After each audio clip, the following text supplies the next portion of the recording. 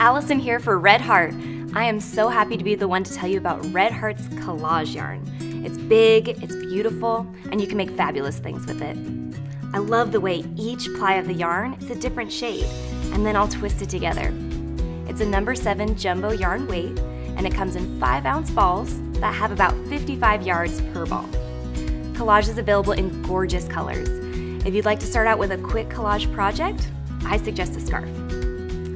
To make one, you would use big 25mm needles or a big wooden crochet hook, making them extra fast and fun. Perfect for when you need something to give as a gift or lift your own spirits in a hurry.